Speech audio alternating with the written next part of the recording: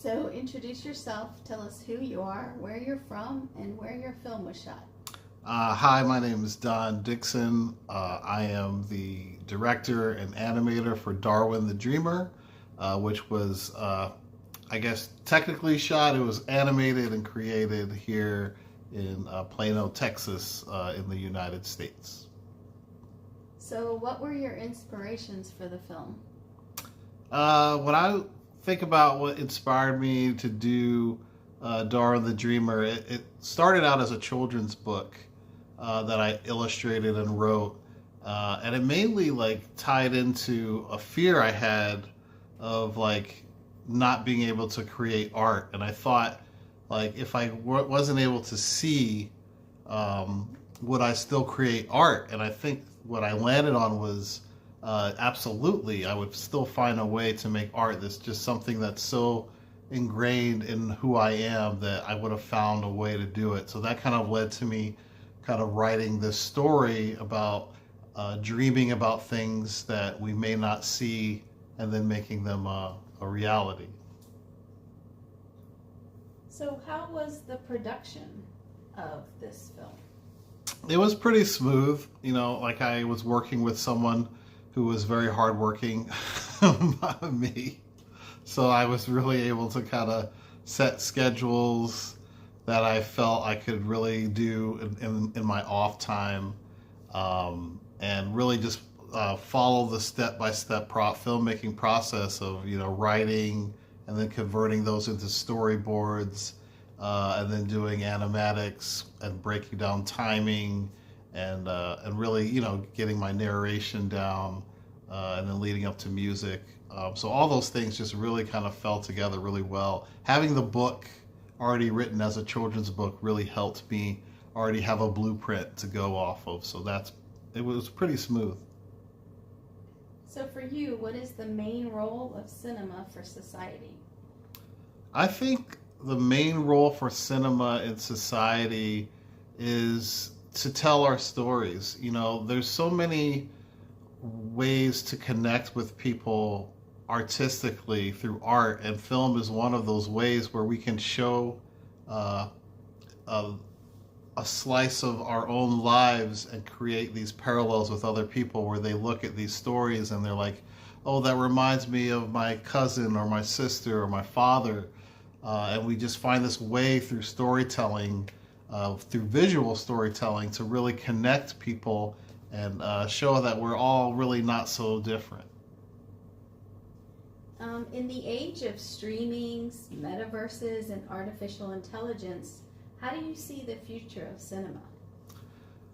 So for me, the future of cinema is going to be what it's always been, which is pushing the limits and using new technology to tell stories. We aren't, when from the beginning of time, when we were cave people, we were telling stories on the wall, and that evolved into us then filming those stories. And it's going to be the same with this new technology.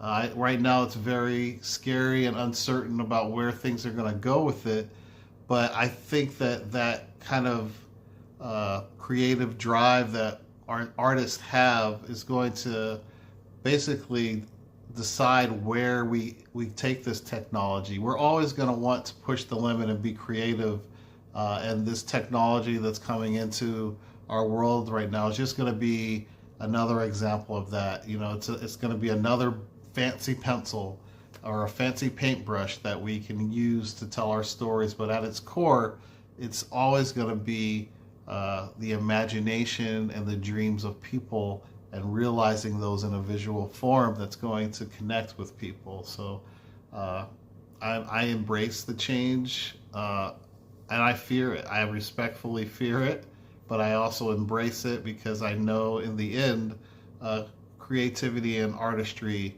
is always going to kind of take the win. So for independent filmmakers, do you think the hybrid model, which is screening in theaters, streaming, and online festivals, is bringing more benefits or losses? I personally think it brings more benefit. I love the idea of screenings in theaters and getting an audience together and watching those films. But ultimately, as a filmmaker, your goal is to get as many eyes on your story as possible. So by festivals opening up new opportunities through online festivals as well as in-person screenings and so on, I think the more opportunity and more avenues you can take, the better, so that people can actually see everyone's hard work and creativity. Do you have any new work in development that you'd like to share with us? I have tons of new ideas in development. It's always the case. There's an upcoming project called The Fountain that I'm really excited about working on. I can't say much about it because I'm still kind of formulating how I want this story to go, but I will say it's a very, much like Darwin the Dreamer, it's a story that I hold close to my heart and one that's very personal to me. And I think that, yeah, it's going to kind of show people, again, how we're all not so different and really connected. So I look forward to showcasing more of that in the next year, hopefully. Is there anything else you want to share with us as far as what your passions are with storytelling and things like that? Like, I just want to make it clear and really get the point across that I love doing this, and it's what I want the rest of my life to be. Is I am a storyteller as well as an artist and a painter, but at its core, I love to tell a good story, one that connects with people, and one that teaches the world something. Like Darwin the Dreamer was designed to be the bedtime story for the next 10 generations. I want parents to read that story to their kids, and those kids to know it word for word and just remember it, because those are the things that stuck with me: the Sesame Street, the Reading Rainbows, the Mr. Rogers, all that stuff really stays with you, and that's the kind of storytelling that I want to do, and that's the kind of connections I want to make. So yeah. Thank you. Thank you.